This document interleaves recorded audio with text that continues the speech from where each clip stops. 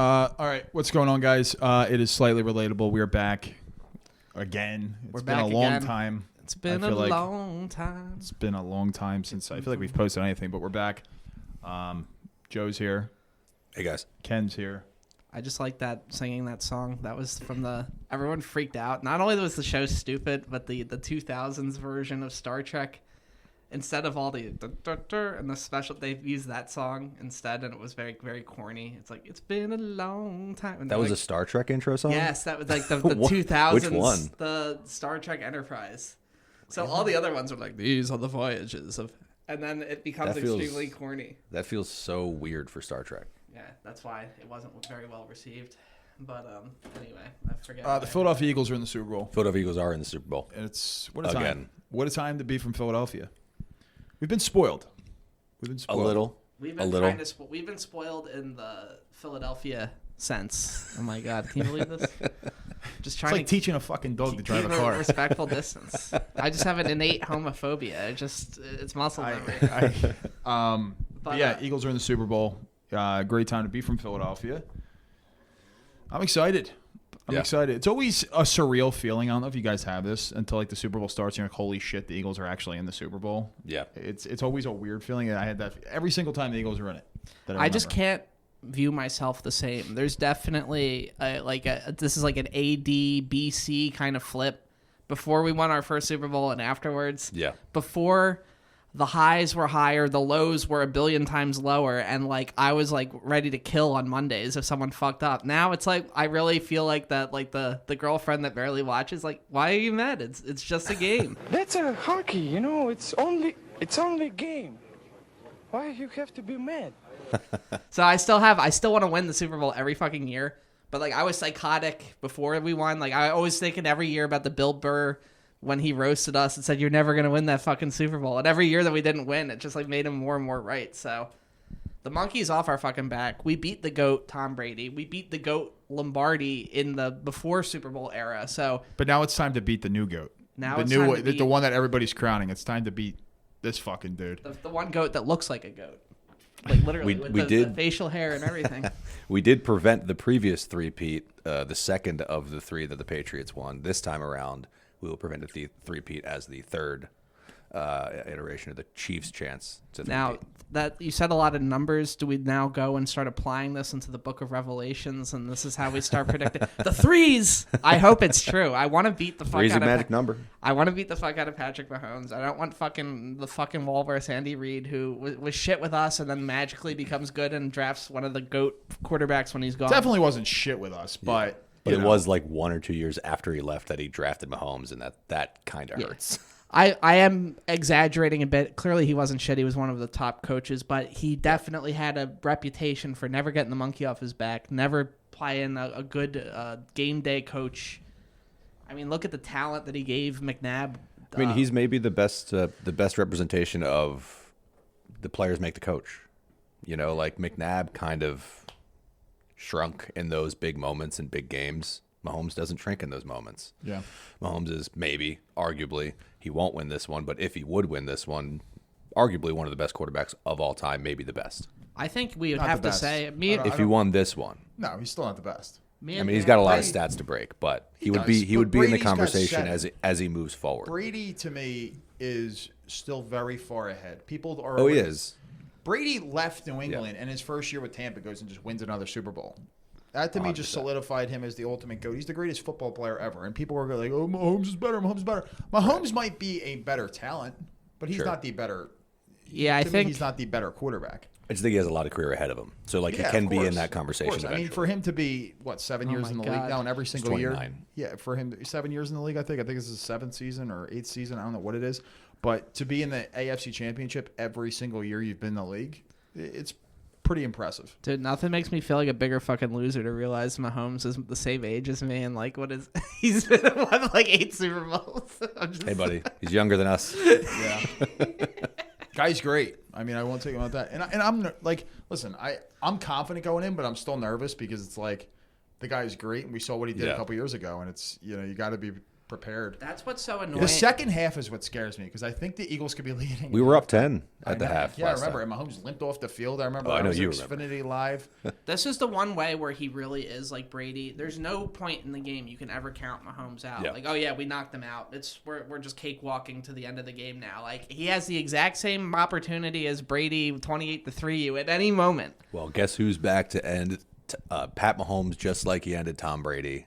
BG back in practice this week potentially to make that play that could put the final nail in the coffin against Pat Mahomes. I don't know if anything can be more poetic. Can you imagine the fucking torn tricep? Ray Lewis did that shit. Remember the big ass? Yeah, but Ray Lewis was a linebacker. A little bit different with a torn tricep. I don't know, man. Ray Lewis also killed a guy. A defensive end.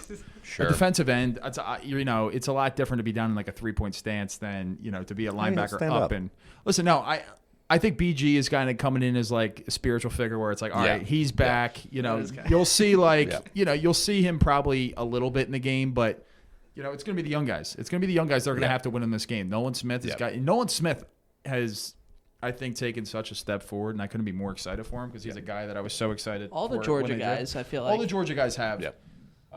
Even ones that started good took another step. Like look at Jalen Carter. I mean, this guy is. He's the best interior lineman in the league. Carter's maybe the biggest reason why Nolan Smith took that big step forward. Their chemistry together, their communication together. It's Kobe Dean. Not something you see. You see it in LA a little bit with those two guys. But I know everyone loves Saquon, rightfully so, and I know there's a lot of people that love Hurts, rightfully so. But I have to say, I think Jalen Carter is the best individual player on the team, and Saquon's number 2. If I got to pick a guy that's not named Hurts or Saquon to win Super Bowl MVP, it's going to be Jalen Carter. See, we were having this conversation walking up. He's not the guy I would say. I think it's going to be a defensive guy to win the MVP if the Eagles do win it. And Zach Bone's the guy I would put money on to be the MVP of the Super Bowl. He's been a scrappy dog all year. I mean, it's clearly. You ask any Eagle fan, he's Defensive Player of the Year, but he actually could win Defensive Player of the Year. What you also can't do against linebackers is double them the entire game, which is going to happen against Carter. So they're going to try to make him, a non-factor. It's probably not going to work the whole game, but linebackers, they don't line up in front of offensive linemen, so you can't really double a linebacker. He could be the guy that on the defensive side that does that. Yeah, a lot of your guys who have won as defensive players MVP have been linebackers. Ray Lewis won MVP in the Super Bowl as a linebacker.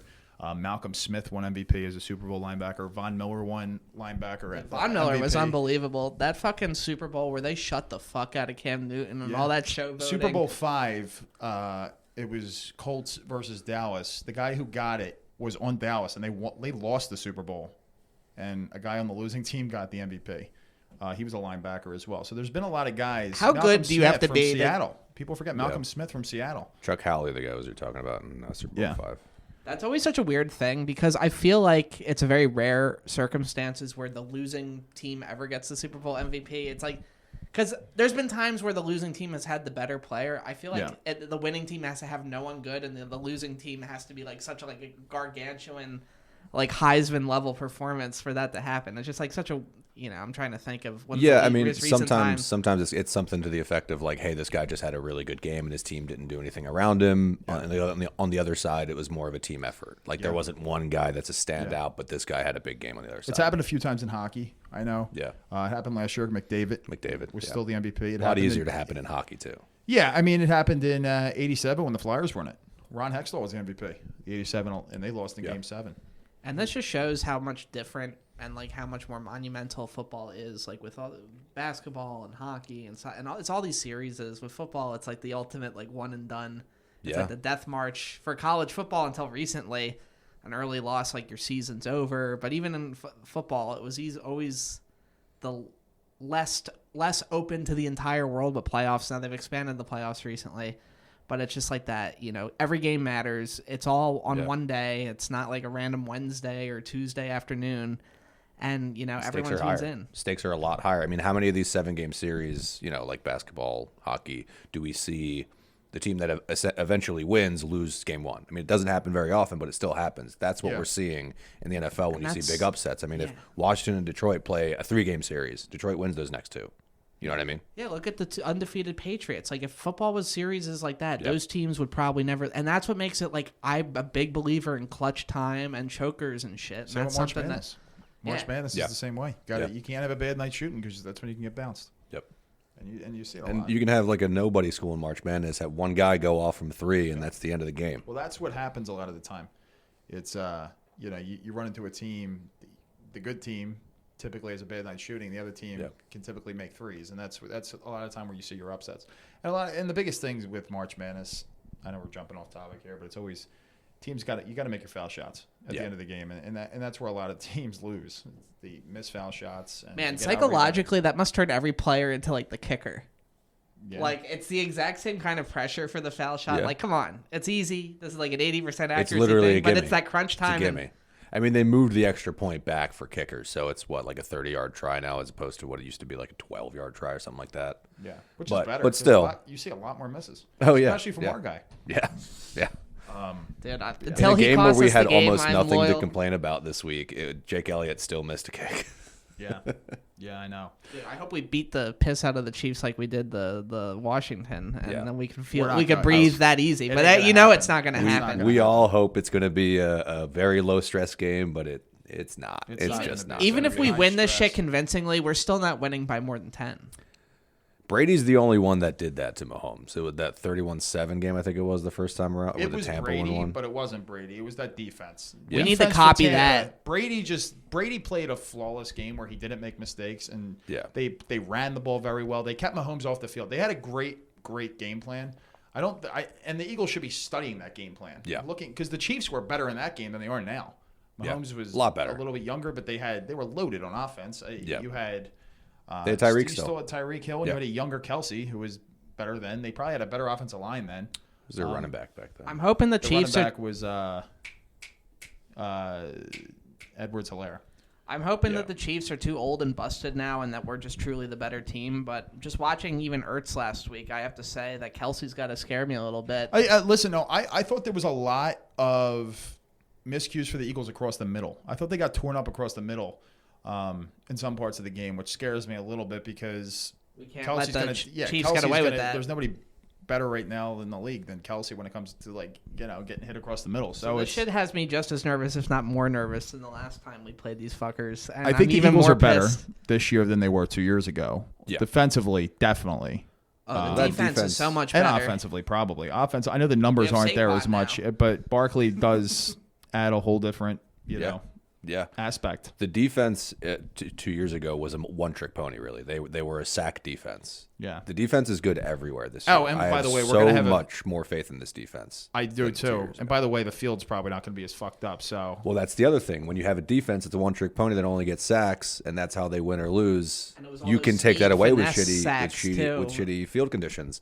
You can't really do that against this defense. When they showed that against the Rams when we played in the snow. Yeah, dude, what a fucking night and you day got to get after the Mahomes. Secondary. Yeah.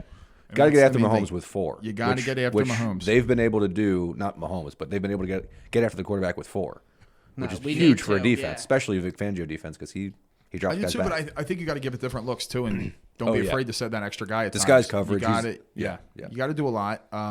He drops linemen often back in coverage. Nolan Smith drops back a lot. Even I've seen Jordan Davis drop back.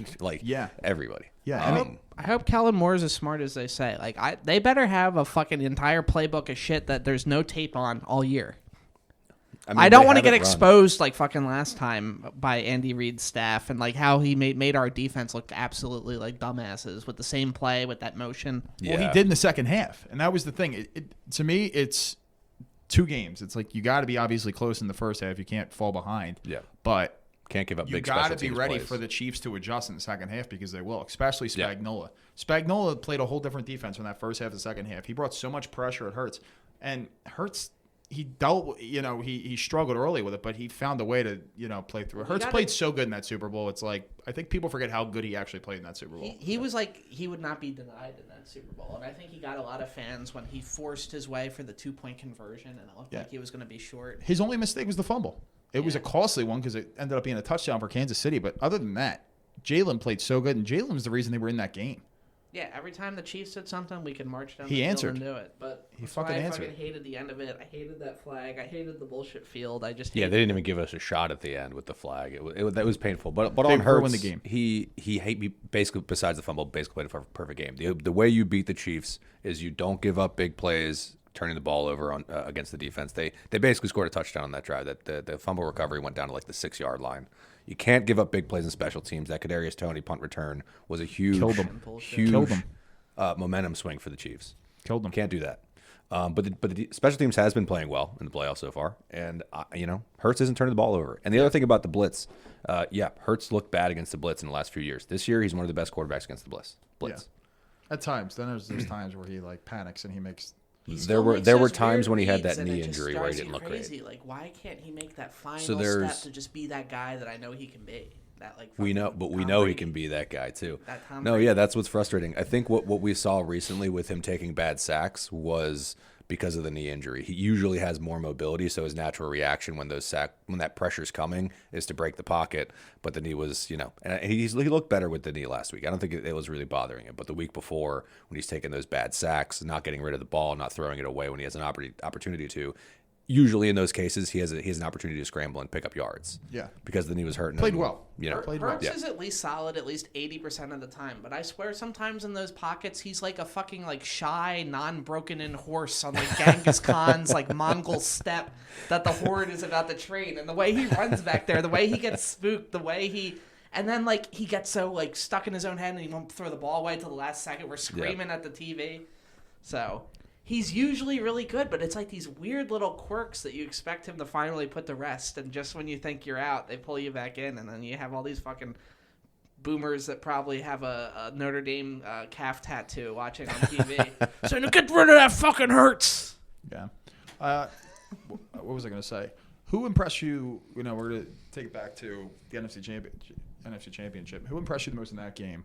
I would say aside from Saquon, was there anybody that stood out to you in that game that you really thought made the difference? Well, AJ had to shout out to all the fucking haters to remind them, oh yeah, I'm still the best. What did I say all week? I said the Eagles are going to smoke the Redskins. I said that I call them Redskins still. I said they're going to smoke the Redskins. Washington Wokes. I said Eagles cover. AJ Brown scores a touchdown, and it happened. To me, in my opinion, I thought a guy who kind of flew under the radar but had a great game is Dallas Goedert. I think Dallas Goedert had an awesome game for the Eagles. Dallas Goedert is a beast. Even those runs he did were kind of cool. Yeah, no, I just thought Dallas Goedert had a really good game, and I don't think people were talking about him enough of how much this dude contributes. Shout out to Quinyon and his interception.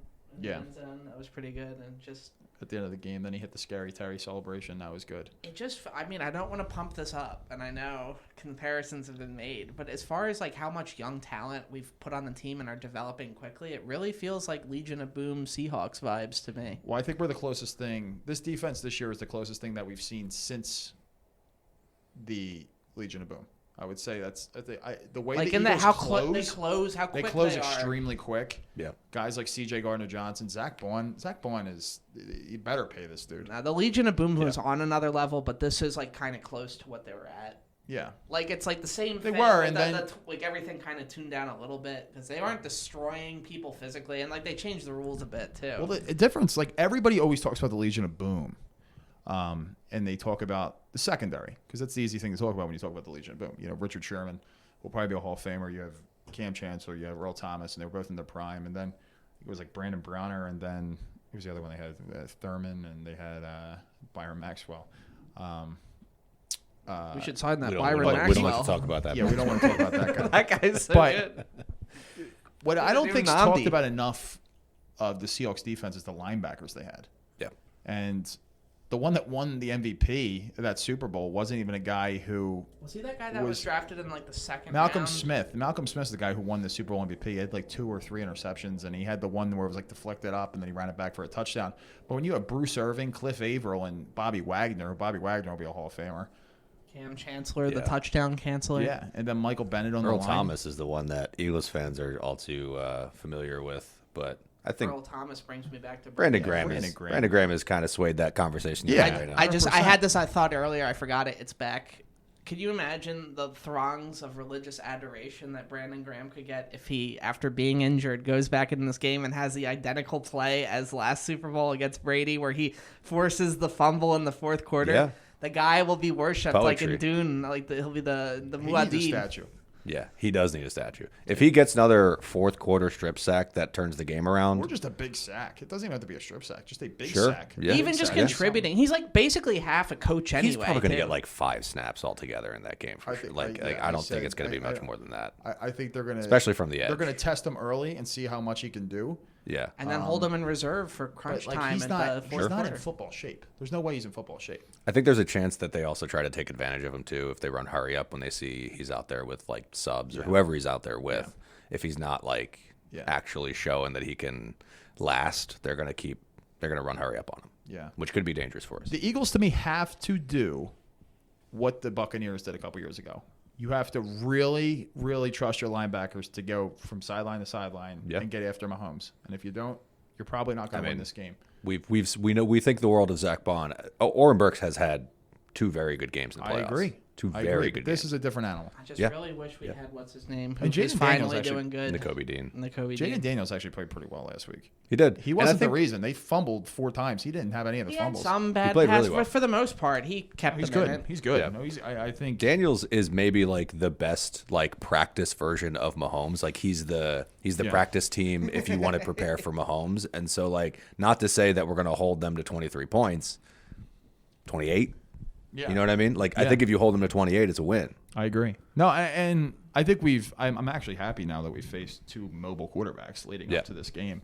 So, you kind of have a little bit of it. And the Eagles get to practice against a mobile guy each day. So, it's a good thing. I know, but Mahomes is Mahomes. Mahomes is...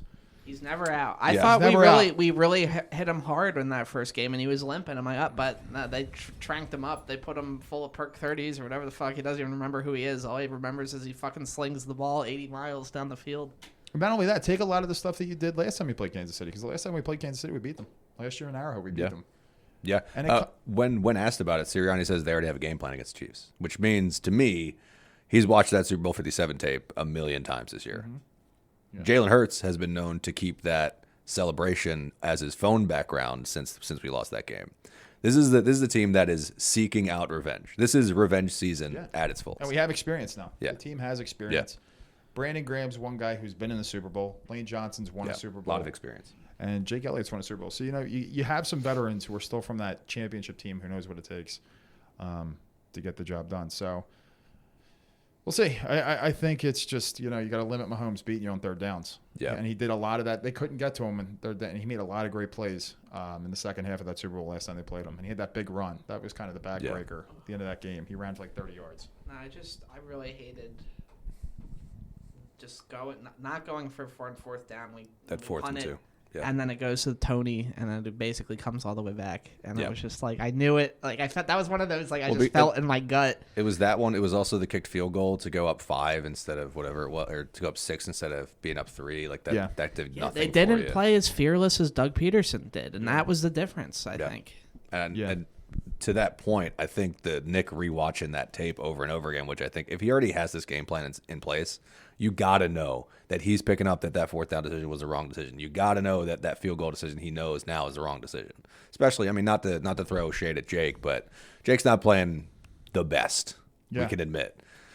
I think if he's in that same spot, we're going to see him go for it.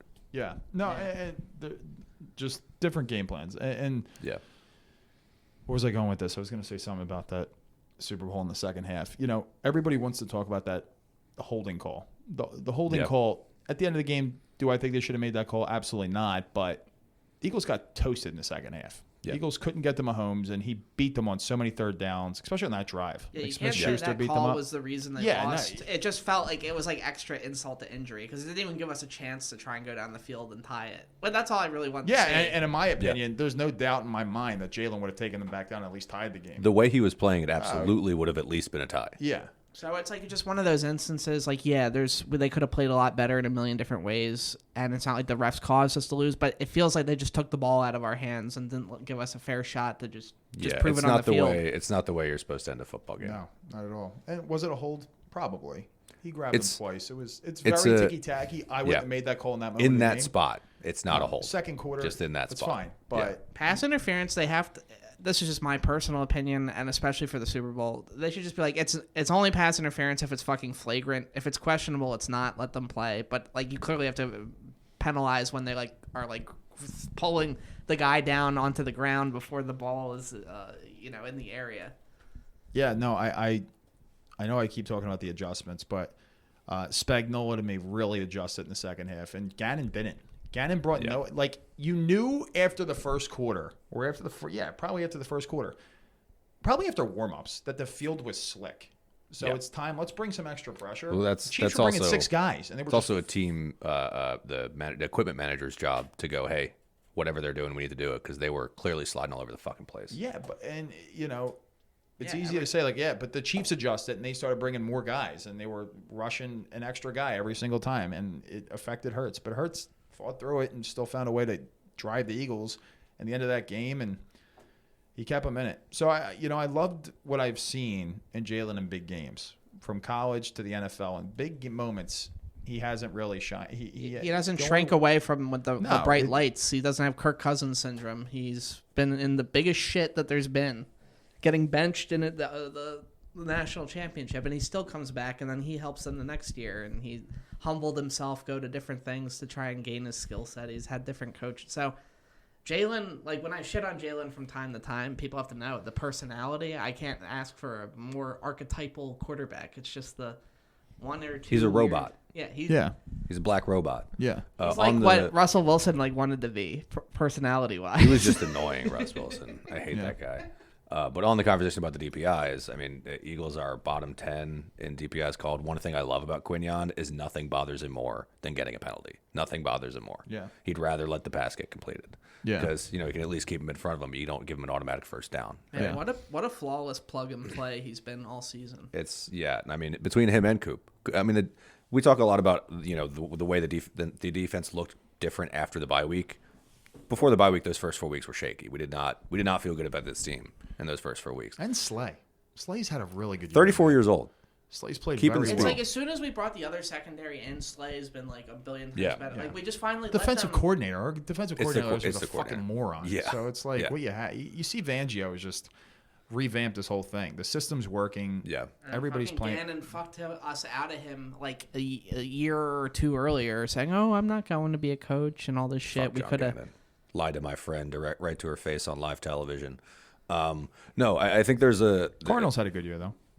Fuck Gannon. I'll take your word for you it. You use the late arrows and then you reflect the Hylian shield, you can defeat him. But no, on the Fangio defense though, it's not a flashy defense. You're not going to see like we had in 57 big sacks. Like you're going to get pressure with 4, period, which means you have extra guys dropping back in coverage. I mean, this is the way you beat really good quarterbacks. You take away their options. Good quarterbacks want to see pressure because it means less guys in coverage. It means their best players are getting open or getting single coverage somewhere. If you drop all your guys back and you're getting pressure with 4, you got guys. You got more guys on your best players. Yeah, and you have good enough guys now that can get there with that 4. can actually cover too and behind them. Yeah, we have to force Mahomes to constantly take the least bad option and never just give some fucking golden opportunity. Here's your 80-yard touchdown, wide open shit. So, but then I'm like, you have to play him aggressive, and I'm afraid they're going to be so afraid of the home run ball that they'll do that bullshit prevent shit that he'll obliterate. But that's been his defense. It's the bend don't break, right? I think Xavier Worthy is probably the target in the bend don't break defense, right? Because you need somebody that can keep up with him. I don't know that Slay should be on him. I think they should probably make Quinion travel with him. With just travel with Xavier. Unless, I mean, I think Coop can probably keep up with him to an extent, but you got to keep a safety back just because of him. Yeah. I mean, you bully him at the line. Him at the line, and to me, Nolan Smith's going to be a very key factor. Him and Bourne, to me, are the two because Nolan Smith has the speed where it's like he can put that pressure on Mahomes and he can chase him down. Where that's what you're going to need. You have to put pressure on him. It's the same thing. I hope they're punching him in the chest every single down. Brady. I mean, listen, we got lucky against Brady. For Brady to have the game he had, Nick Foles answered the bell every single time. Oh, you can't put claim no pressure on Brady until Graham makes that play. Yeah, the defense did literally nothing good other than that Graham strip sack. Well, there was a suplex from Malcolm Jenkins. That was awesome. Oh yeah, they killed what's his name? Brandon Cooks. They killed Cooks. They killed Brandon Cooks. Well, after he got 40 yards. But otherwise, they got cut like fucking sashimi by Tom Brady, and they were wide open. Meanwhile, Nick Foles, all the guys he was throwing to, he had like a divine intervention game. Yeah. I mean, we're talking about the difference between like Jalen Mills, Ronald Darby, and Quinyon and Darius Slay. Like, this is a big difference in this. In the secondary. First of all, Jalen Mills had far more swag. So we're he dyed his hair green. Green Goblin. Green Goblin. 7th rounder. Quinyon didn't make his hair any crazy colors. Got Quinyon and Mobe. Quinyon's so good. But, you got to answer for Kelsey, too. Yeah. You got to find an answer for Kelsey because, I think he's been quiet until the playoffs, and now... Yeah, I mean, if he's going to have a big blow-up game, it's going to be the Super Bowl, so we got to shut him down. Last week was the first game he didn't hit his betting over in a playoff game in 14 appearances, or 15 appearances, I think. What was his over? His over, I think, was around like 70 yards. I don't remember the exact number, but he only had like 19. They kept him under wraps. Whatever they did, they're worth studying this week. Say again? Where they had a good game. Yeah. I mean, that maybe was why Kelsey didn't have the biggest game, because a lot of attention on him, which that's why you have to put a wraps on Worthy. Can't forget about Smith-Schuster. He's another guy. I mean, look, if I got to pick a guy to beat me in that offense, we'll let Smith-Schuster run around. Yes. I mean, I get it, of course, but he beat them up in the last Super Bowl.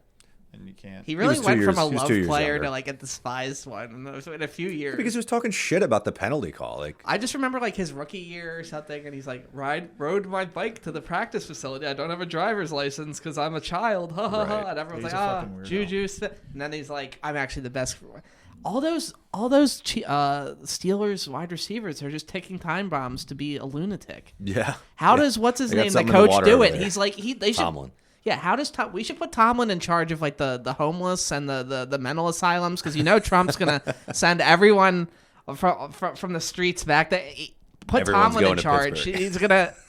It wasn't even just their wide receivers. I mean, Le'Veon Bell became a lunatic. Yeah. Ben Roethlisberger, the woman, and crashed his motorcycle. Sure Antonio did. Brown's CTESPN. Yeah, but Roethlisberger. Martavis Bryant couldn't stop smoking weed, and he was a lunatic.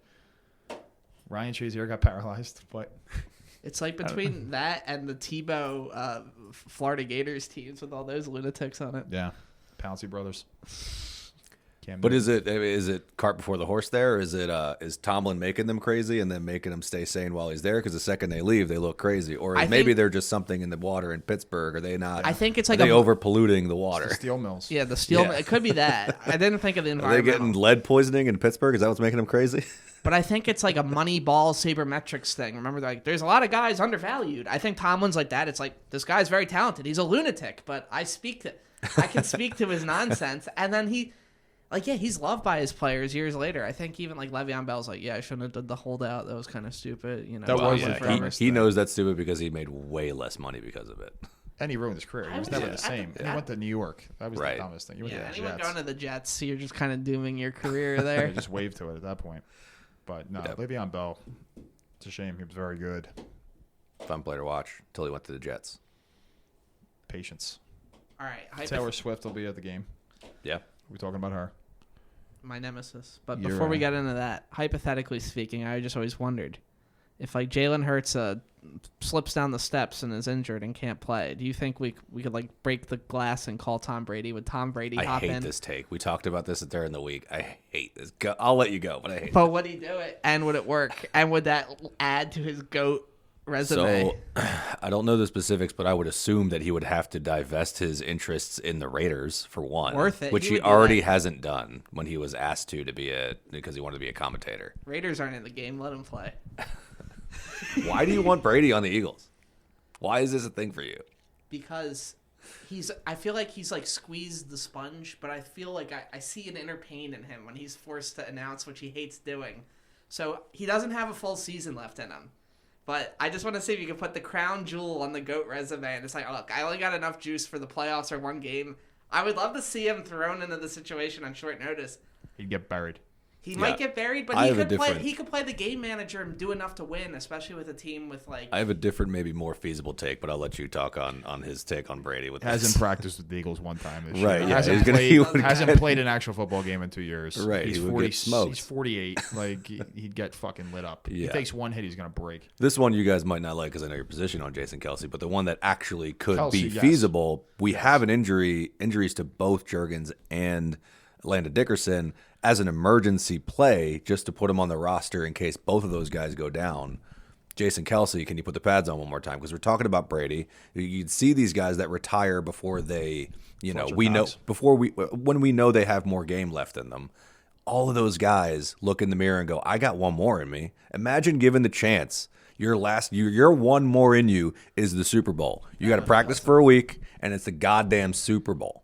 Yeah. Like, if given the chance, if I'm Jason Kelce, I don't know how he turns it down. I know he's gotten the call because he's in the building all the time. But, man. But isn't he, like, down, like, 40 pounds or something? I feel like that's harder than quarterback. Like, center is maybe the only, like, position that you can actually get away with that a little bit because they're he was already getting generally away with it. He was already small. That's my exactly. fear. That's what I'm saying. He'll get bodied. He'll get bulldozed. Well, centers have to be mobile, you know? True. He could just come out for the game-winning snap. Yeah. That would be fucking like Disney movie level shit. It's like, Kels, we need you. Here comes Cox and Kelce. Now Cox, I don't know if he could do it because he lost like 50 pounds from when he retired. He looks good. That usually happens with linemen, but Kelce doesn't look like he dropped a lot. Yeah, that's the weird thing. Like skill position players get fat. Linemen the other way around. Yeah. Yeah. We new middle linebacker Chase Utley. Just open the door to anyone. No, I mean, come on. The Kelce one is actually possible and feasible in a way that's not going to ruin the game for us. And it's picked off by Allen Iverson. It's Freddie Mitchell.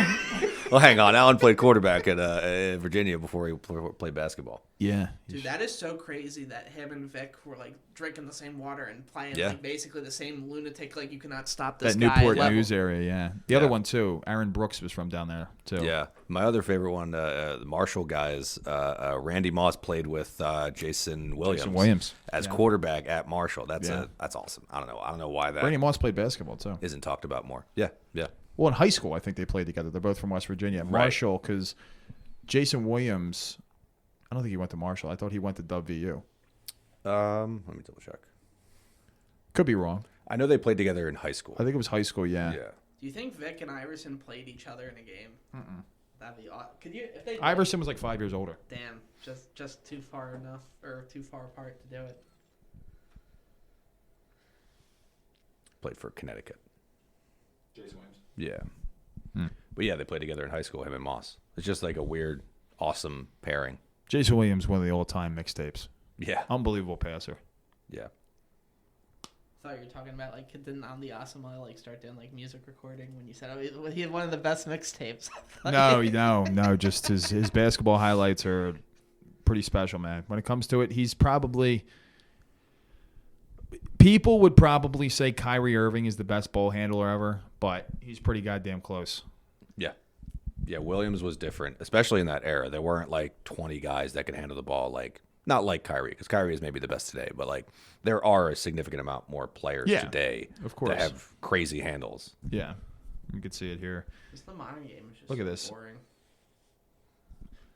Like not just crazy passes, but like flashy. A little bit extra on it. The behind the head is crazy. Looking backwards. Really good. Yeah, it's the Kobe. It's not like he's doing it to scrubs either. Kobe's a good defender. Yeah, no, he was like he made it look effortless. He used to dribble with he put the ankle weights around his wrist. Right, and dribble in practice. Yeah. No, he was very good. He was kind of like a better version of Magic Johnson, in my opinion. Magic Johnson was very good too. He's got a good mixtape. He's more of a point forward. Before that was a bigger thing in today's game. But yeah, it's amazing in professional sports. You can have athletes that have like the mindset of like Kobe or Jerry Rice, and then you have the Ben Simmonses, and like how. And if you have that athletic gift, you're wasting it by having that obnoxious mindset. Like it's just like in the thing with Rudy. If you had even just 10% of the heart of Rudica, these like Ben Simmons just have with a normal brain. Do you remember the Bronx Tale? What Robert De Niro used to say it? The saddest thing in life is wasted talent. He's right. It's honestly the truth. The saddest thing in life is wasted talent. God, that's going on the rewatch list this week. I don't know why. Bronx Tale's a good one. Yeah, it's a good one. Bronx Tale's a good one. Is that the one now? You just can't leave. No, you just can't leave. No, Bronx Tale's a great one. No, I mean, but that's what makes the greats great. Your Jerry Rice. They're psychos. They're fully psychos. Your Michael Irvings, the guys who are complete I took that lunatics. personally. Yeah. Jordan. Yeah, the guys who were complete lunatics. Yeah.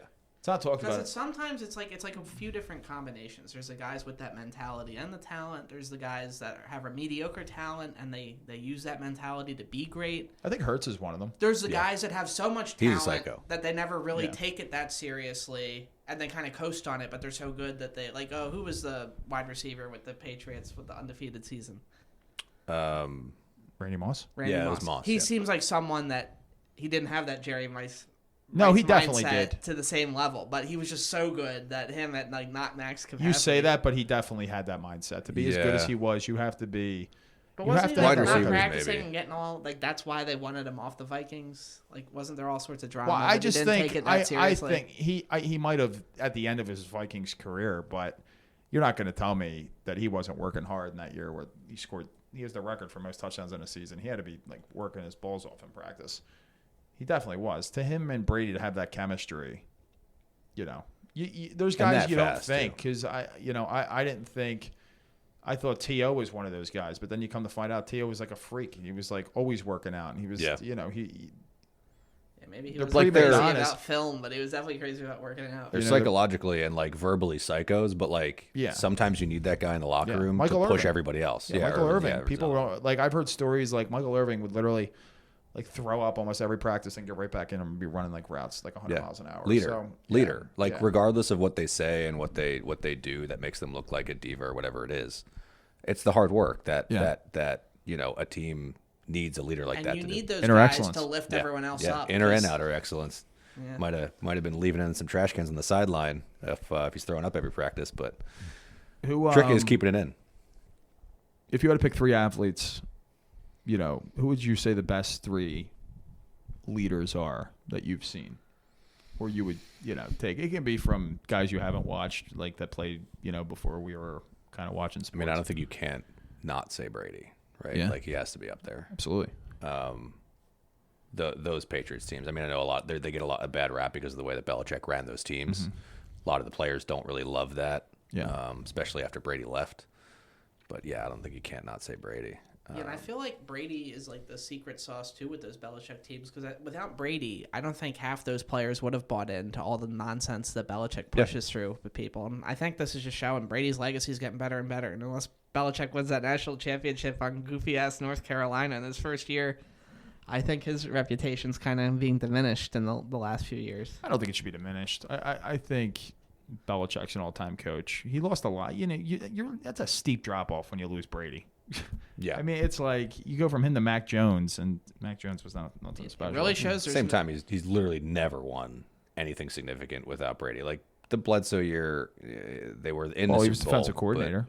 He came up with one of the best defensive plans ever. Sure. With the Giants in that Super Bowl 1990. I don't know that you can call a guy the best coach of all time if his best accomplishment without one player is a defensive coordinator. I agree. No, listen, I agree. I think he's a great coach. I think it should be talked about. With his scheme that he came up with to stop that K-Gun offense in Buffalo. It was a special thing that he came up with. I just want a Saban Belichick podcast. Is that too much to ask? There would be like 5 words in an hour. But that would be so much better than the shitty Manning cast if they just had the Saban Belichick watching like NFL or college football, just be like, look at that piece of shit in this tackle, kill that guy, and that'd be perfect. They don't run a type program. We're on to the next one. Well, you need a crazy guy to sit next to him. You can't have 2 straight edges on the broadcast with those two. Then you fucking put McAfee in the middle. Yeah, McAfee exactly. McAfee or Gruden or yeah. Oh yeah, we got this John Gruden character. Yeah. No, where was I going with that? I was going to say something. I forgot what I was going to say. Do a Gruden impression instead. I'll tell you what, man.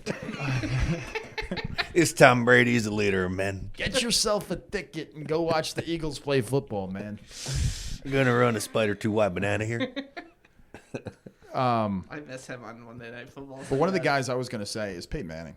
When it comes to just not only being a leader, a lot of it was he lost. Obviously, early in his career, he was always questioned because he lost a lot to the Patriots. But you want to talk about a guy, he might have been the most prepared athlete ever.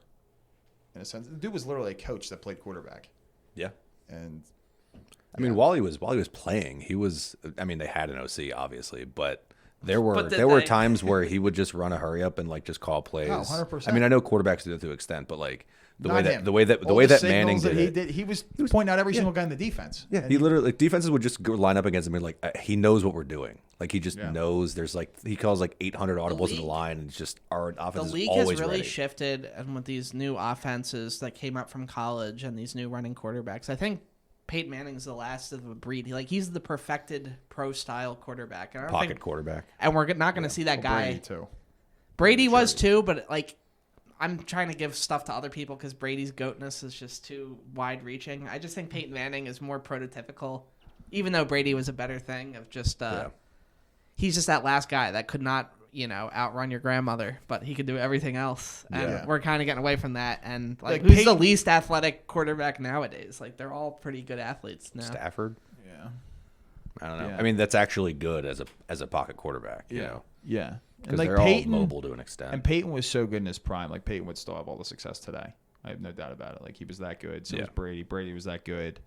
Yeah, Peyton really could have been good in any era. Yeah, Peyton could have played today because he just improved the play of everybody around him. He had everybody so prepared, and he, like we Brady said, would succeed in any era, probably. I think it's slightly off topic, but I think it's because of the way that we think about guys like Brady and Manning that Hurts is held to like a different standard, because today's quarterback is Lamar Jackson, it's Pat Mahomes, it's this mobile quarterback that, yes, they're good at passing, but they open up their passing game because of their run threat. Yeah. And so if you're judging Hurts against Peyton Manning, it's like judging a fish on how well they climb a tree. Like you're not judging him on the right things. He's winning games, and that's what matters the most. Correct. But no one will be satisfied until they get Peyton with Lamar's athleticism. It's the ultimate that guy. They'll finally won't complain. It's the ultimate boomer take. If your quarterback's not Peyton Manning, he's not good. Like that's essentially what it boils down to.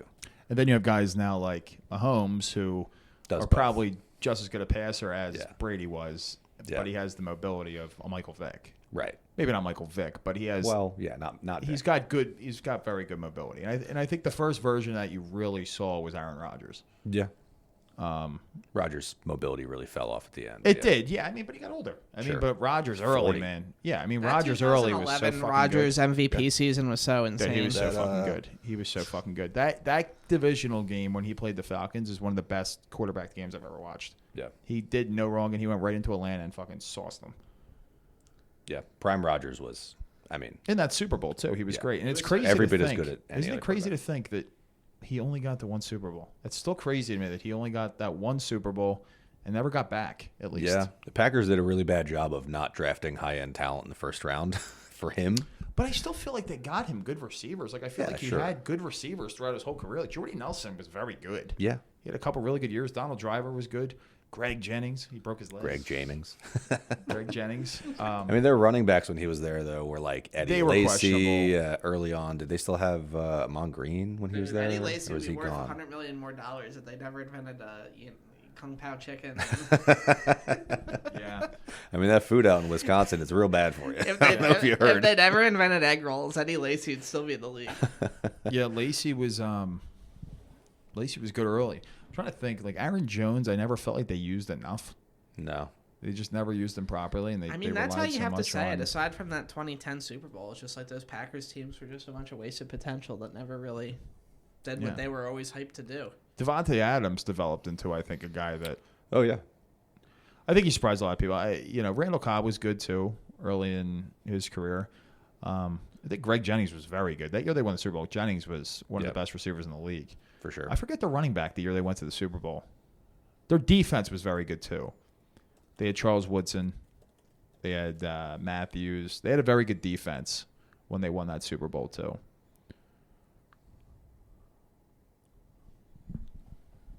Man, I can't believe Mike McCarthy didn't get retained. Oh, we forgot to laugh at the Cowboys and their new coach. Oh, yeah. Aaron Schottenheimer. Yeah. Idiots. Very. What a status quo hire that was.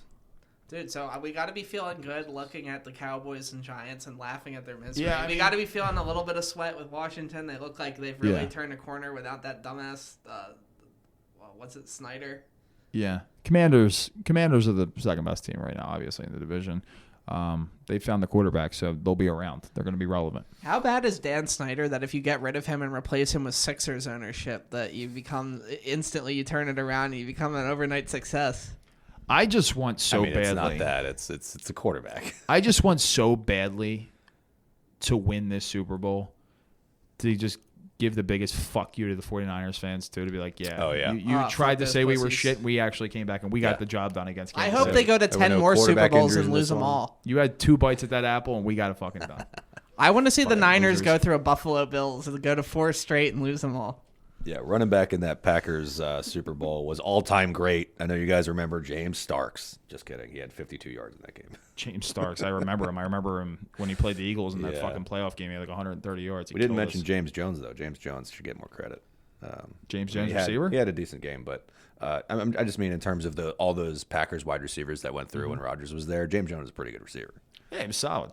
Especially after Jordy Jennings was good, retired. man. Jordy was good. Did they beat the Vic Eagles this year to make it? Yeah, that was the year. It was the playoff game. The Eagles lost that game at home.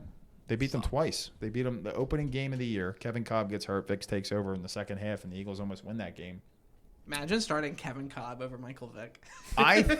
That was your Super Bowl. That was your Super Bowl. Yeah. The Eagles and the Packers, that first round game was your Super Bowl. They were the best two teams that year, and the Eagles just unfortunately had to play the Packers in that playoff game at home. That was tough because the Eagles were fucking good that year.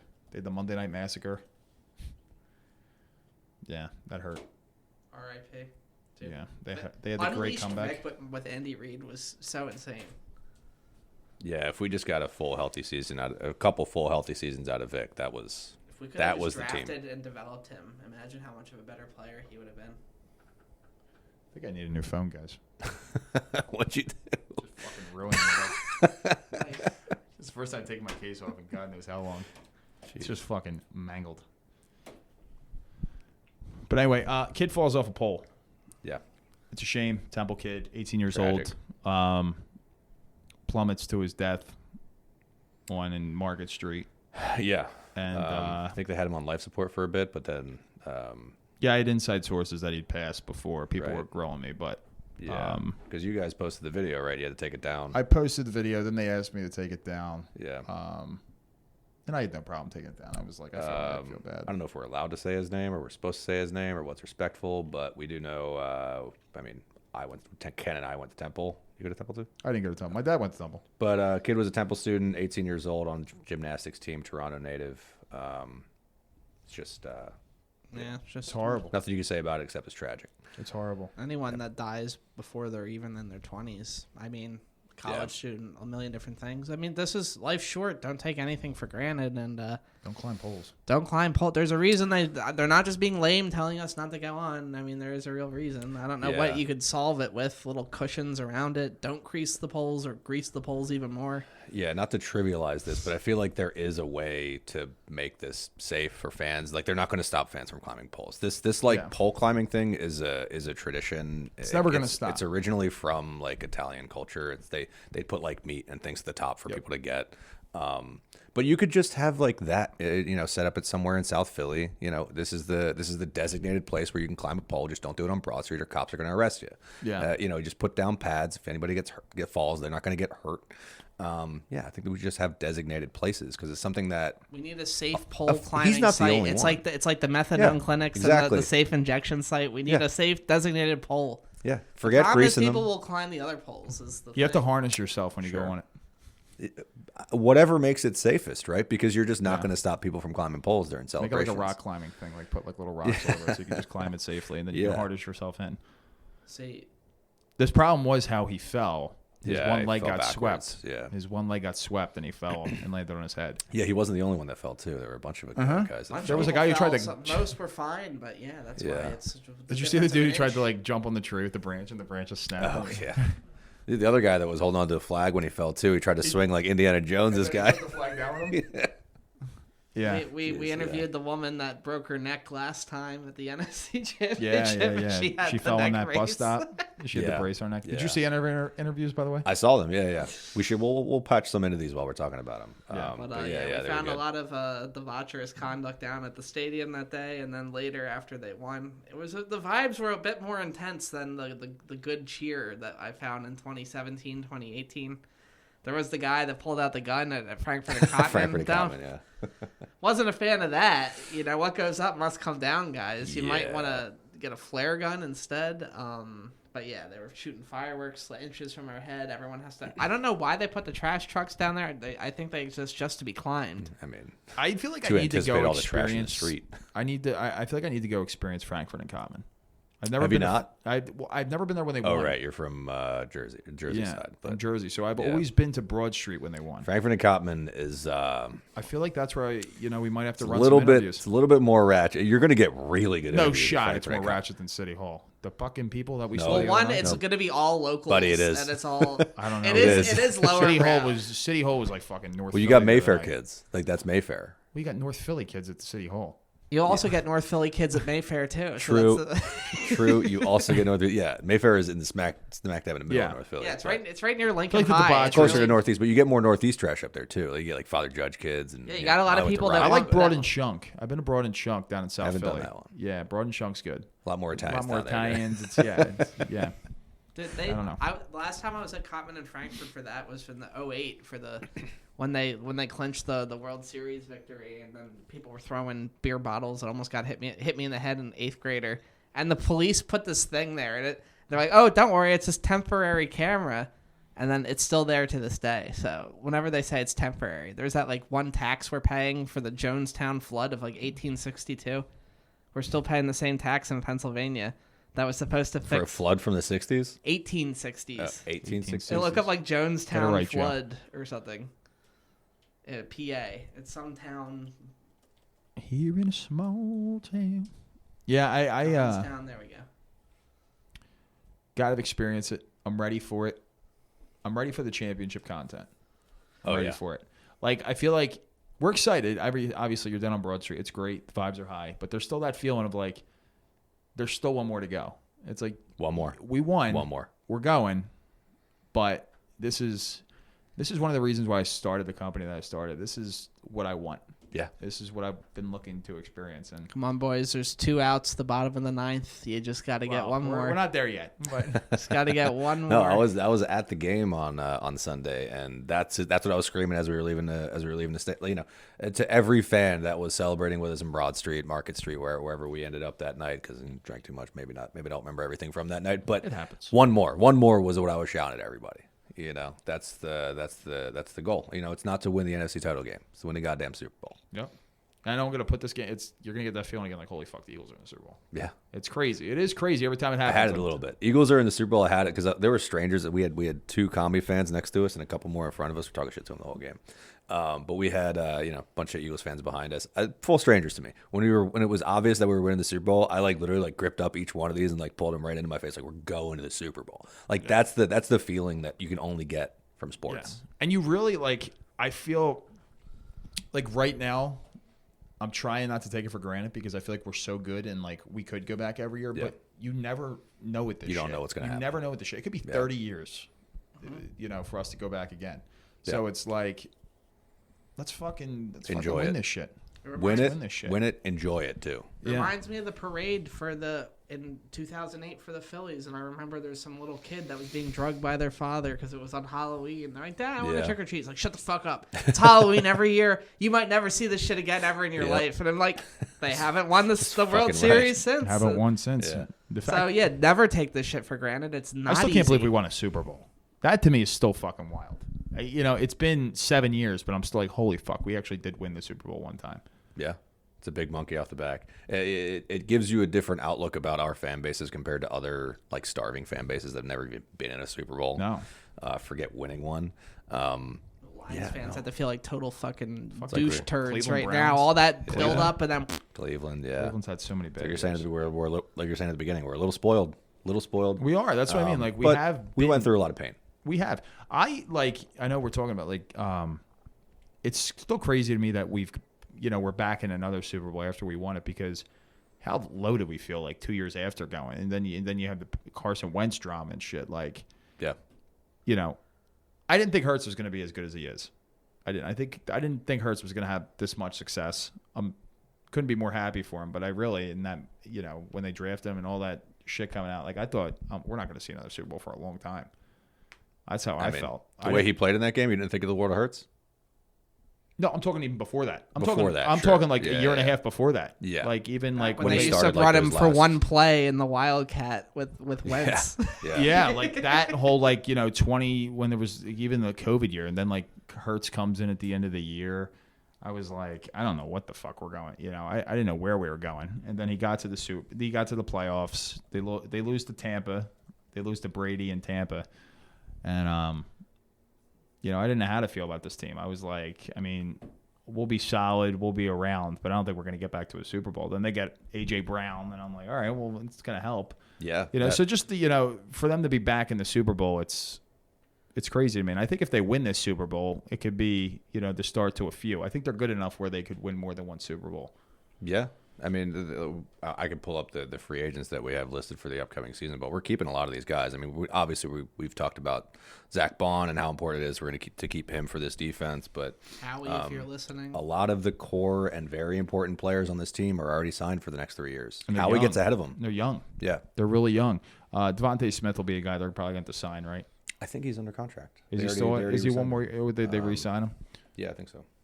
I just want to take this moment and say, Philadelphia fans, I want you to just take a breath in, stop and smell the roses, and think about this. What do we always say? No one likes us and we don't care. Right now, we are in the Super Bowl, along with the other most despised team, the Kansas City Chiefs, where they have the refs rig everything. And you know how the rest of the fan bases hate us. So just put your feet up and relax, knowing that they're forced, the rest of America is forced to watch Hitler versus Stalin, while we just get to put our feet up, be debaucherous. Hopefully we have more lunatic fans that do something crazy, like throw up on like a Andy Reid or something. Yeah. We got to traumatize some little girl from Missouri that isn't used to Philadelphia-ness. And then win or lose, we're getting the hatred of our enemies no matter what. If I'm Giants fans are about to jump off the fucking Empire State Building right now watching this. So just enjoy that you're there and know that all these other fan bases have to suffer and watch us. Yeah, no, I think it's literally eastern Pennsylvania and the southern part of New Jersey and then Missouri. So like eastern part of Pennsylvania and New Jersey, obviously Eagles. Missouri, Kansas City Chiefs. The rest of the country probably hopes that fucking... My favorite state, Delaware. They literally probably hope that a meteor fucking hits the stadium. Yeah, nobody really wants to watch this game. It's going to get pretty low ratings. Yeah. Because nobody wants to see either one of these teams win. They don't want to see us win just because we're a low or annoying fan base according to other people. Yeah, I don't think it'll get low ratings because I think everybody knows, like, listen, they hate these teams, but they know it's going to be a good game. Sure. Like yeah, that's true. It's you're going to watch a good football game. You're not going to see a blowout. The X's and O's should be good. It's just everyone hates the same teams, the same players, the fan bases, the uniform. They hate everything else about us. But I hope we fucking smoke Mahomes and we fucking hurt him. I really do. I'd love to see that. I'm a piece of shit. I really don't care. I have nothing. This guy's living a better life than I'll ever live. He has a contract for $500 million. He's living a better life than like 99.9% of the people that he already ever has lived. 3 fucking Super Bowls. Yeah. I'll take a torn ACL. Anyone, if you're watching and you have rabies, please bite Patrick Mahomes. I mean, maybe his dad. But our luck, we'd knock him out, and then Wentz would fucking beat us. No fucking chance. Dude, if that no happened, fucking could you chance. fucking imagine? Could you imagine that That'd be like people no jumping off chance. the Ben Franklin Bridge? Yeah, Ben Simmons would be pushing them off the bridge if that fucking happened. No chance that happens. But on the conversation of the incoming dynasty of this Philadelphia Eagles team, our incoming free agents for the offseason, biggest ones are Josh Sweat. Brandon Graham, we all know about. We obviously, he said it was his last year. Zach Bond. Mekhi Becton is a big one. I think he likes it here enough that he'll give us some type of discount. Hope so. Is C.J. Gardner-Johnson a free agent? No. Thank God. No. Avonte Maddox is, thank Christ.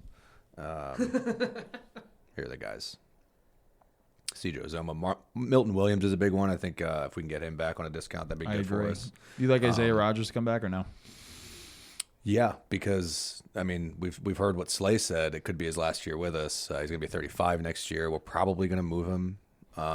Or do you think a guy like Keely Ringo can step into that role? Well, that's the thing. I think it's between him and Keely, but Rodgers has played really, really well in filling in for Slay. Struggled a little bit in the Rams game, but other than that, he played well. Yeah. Do you think in the draft? Do you think they would draft another corner? I think if you see them trade Slay and aren't able to keep Rodgers, then yeah. Like if Ringo is our starter and we don't have anybody behind him, definitely, yeah. I think they'll draft a guy. I think they might try Cooper on the outside. I think there's 3 positions that they're going with. It's offensive line, defensive line, potentially a corner. Yeah. What about linebacker? Now that they realize Offensive line specifically because of age. Correct. It's like I don't hate drafting the best tackle you could draft. That's always a good move because you know with they're Stout, going to pick it's the right always guy, and with Stoutland's going to develop him right. Yeah, I mean, Jordan Mailata is the best left tackle in football. And it's funny because and he's he was good. he was a saved us 7th from round pick. Like getting a choke guy. Who's the guy we drafted in the first round that year that ended up? What's Dillard? his name? Yeah, Andre Dillard. Yeah. I don't even think he was ever bad. It was just like Mailata was just clearly better in every way. No, Dillard struggled. Dillard never But I heard developed. when he moved on, he was doing an okay job. It's like I think our standards are just so intense because we're just such a beastly line team, and we're not one of these pussy ass finesse. Yeah, I mean, I have confidence that a guy like Steen can jump in for whoever it is that may or may not be coming back in next year or the year after. If it's Mackay this time around, I think Steen is, and he played in Mackay's spot a lot and looked pretty good. So I'm not super worried about that. I'm more worried about having those good depth guys like Steen. Yeah. How come on the offensive side of the ball is you think Barkley's a difference maker? Yeah. I mean, this is the ultimate, do we make it to the Super Bowl or not test for our incoming seasons. Yeah. Are we able to keep Saquon healthy for 20 weeks? That's the test. Yeah. And now he's there, and we had Miles Sanders a couple years ago, and now he did nothing in that game. Miles Sanders. No, he struggled. Yeah. They struggled running the ball. Yeah. In that game. At the end of the day, we have to hope the Chiefs are older. We have a better defense, and we have Saquon Barkley now. That should be enough to overcome the 3 points. It's really slow the game down. Yeah. Keep the ball away from Mahomes. Keep Mahomes off the field. You do that by running the ball. Running the clock. Don't give it to Mahomes enough times. You keep it out of their best guy's hands by putting it in your best guy's hands, and Weird. then just keep giving it to him, and then he keeps running these 80-yard runs. That's the only problem. He hits home runs sometimes. Is the problem. I've never seen a guy. The problem is he scores touchdowns. I've never seen a guy just break one every single week. It's unbelievable. That's every week. He breaks one for at least 40 yards. He breaks one every fucking half. Going into the Kami game, he already had the record for the most. I think it was 60-yard touchdowns in a season. He had 4 of them against one team in the Rams. I think that was a record too. It's a feather in the cap to the offensive line. I think more than Barkley. If you count only his yards before he's touched, he's like the 3rd leading rusher in the league. Yeah, before he's touched. Yeah, it's incredible. Attention, all the sports writers of America who vote on the so-called MVP. Yes. This is a legally actionable threat. I will kill you in your houses in front of your families if you vote for bullshit-ass Lamar choke in the playoff Jackson over Saquon, the chosen one Barkley.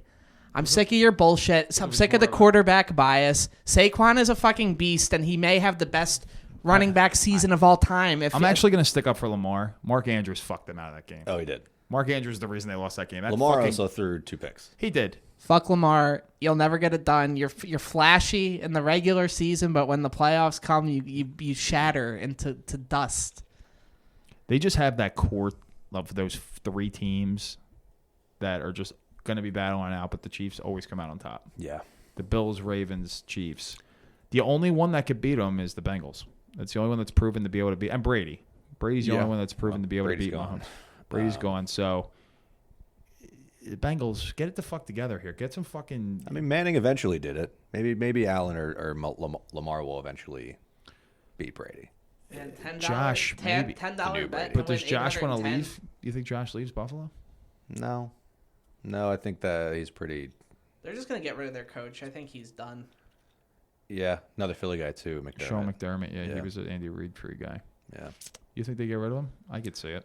I could see it. I kind of said it going into that game. If they've been there way too often and not gotten through. He's a defensive coach too, so I don't know that they kind of put that on him. They did give up 32 points. Yeah. But who knows? I mean, I think he's a good coach. It's just they could run in the same scenario that we did with Andy Reid. McDermott's a very good coach. He's just not winning with you. You're losing in big games. Goes to another team, gets a good quarterback, and all of a sudden he's one of the best coaches in the league. And Saquon Barkley plus 8,000, bet $10 to win 810 total. Could you imagine? It's because it's not going to happen. What's unfortunate about the MVP is it's always been a quarterback award, but none of these quarterbacks that are ahead of Saquon, it's only 2, but Josh Allen and Lamar Jackson, they haven't set any season total records. Guys, be the They're change. Just good quarterbacks on good teams. Be the change you want to be in the world, okay? These sports writers may not pick Barkley, but they have loved ones and family members, and I'm sure you know where they locate. And then if we just tell sports writers the implications if we all put our money on this plus 8,000, we can pay off Philadelphia's debt, and we can finally fix the potholes. We just need everyone that would otherwise put it in a scratch off at Wawa, or you try and get the Wawa Rewards coffee. Just put some bets on Saquon, and we just use our Philadelphia charms and threaten through, violence and intimidation to get the result we want. You're gonna make me put color bars up, Ken. I listen. I don't give a shit about the MVP. I think he cares about winning the Super Bowl. I care about winning the Super Bowl. Give me a fucking Super Bowl. Yeah, when he said he didn't want to go for the yards, I'm like, okay, sounds like he doesn't care about the MVP either. Whatever he wants is what I want. Anyway. Well, I think the Super Bowl is the most he important accepted thing. the fact that he wasn't going to get it. It didn't Probably, even matter if he broke the record; they were still going to give it to fucking Allen or Lamar, which to me is a disgrace. If he broke the record, then he should have gotten it. Yes, because it's an all-time record. It's an all-time record. It's rushing king. And Josh Allen's numbers this year weren't even that fucking good. They were good, but Lamar had better numbers. He did. But even on top of that, I know Saquon didn't get the regular season record. He only needs like 40 yards to get the all-time record. Yeah, over playoff Davis. and regular season record. I think it was like 2450 by Terrell Davis. Yeah. He's reaching up on. He had 200 against the Rams. That's what I'm saying. He's going to do it. He gets like 250, 300 against the Chiefs somehow. I mean, the Chiefs have a much better defense than the Rams, I think. But he's going to get that record. Yeah. One way or the other. Expect a big game from Devontae Smith, though. Yeah. Him and AJ both had good games in that last Super Bowl. I think they still had L'Jarius Sneed, too, in that Super Bowl. Their cornerbacks aren't as good as they were last time we played them. No, they're not. I just don't think they're as good as they were. They're just they're definitely not as good. Going into this game, I think everyone is in agreement that the Chiefs were more beatable than the Bills. Correct. In terms of like the Bills are going to drop 30 or close to it for sure. Not as afraid of their defense as the Chiefs, but still the Chiefs showed that they were beatable in the regular season like 7 times. But they just kept winning those games, which drives me crazy. It's almost kind of like how Jordan became after winning that first championship. It's like Mahomes just knows how to win. It's like he knows they don't need to put up the numbers. He can coast along through the game, and then when it comes crunch time, he goes and wins you the game. And if the Chiefs need to put up 30 fucking points, they can put up 30 points. That's just where they're at. You just got to make him make some mistakes. You got to put pressure on him, and that's how you're going to win the Super Bowl. Our defense has given up more than 30 points one time since the bye week. And who was that? One time. The Redskins or the Commies. But we have 5. And in the Kenny Pickett game.